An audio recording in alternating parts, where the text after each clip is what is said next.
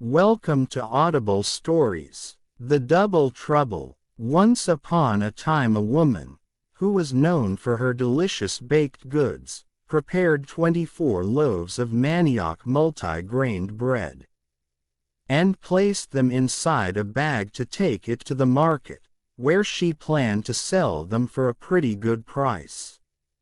She decided she would take the shortcut through the forest, though many people warned her against the papabawa, but ignoring their warning off she trundled. As she was nearing the far inside of the forest, a shadowing figure dashed suddenly past by her, and into the scents brushed to her right and left. The figure ran so fast, she barely saw him, but she was certain she spotted the hooves, and yes, she was definitely sure he had a scraggly beard strewn with leaves.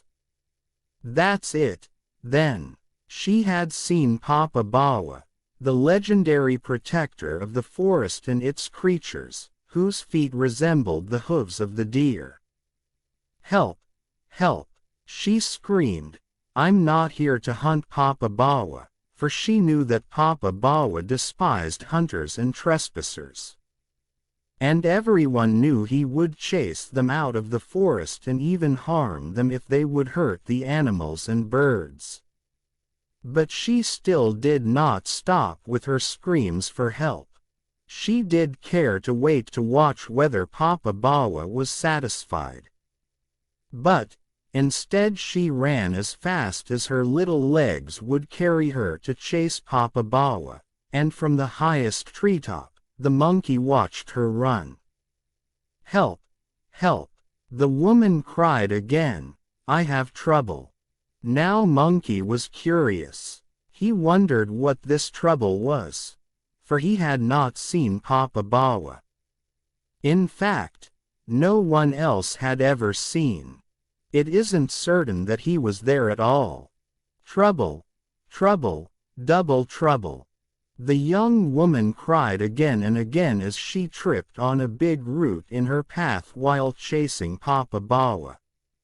She fell and scraped her knees and hands and bruised her nose, and her bag of bread spilled onto the ground. Just as she was reaching to pick them up, she once again saw a flash of hooves. "Trouble! Trouble! Double trouble!" she cried again, and leaving the breads behind, she fled for home. When the forest was quiet again, Monkey scrambled out of his tree and crept carefully toward the breads. He nibbled a little piece, and then he sighed deeply. So good trouble," he crooned. "So very good." Of course he had to taste some more.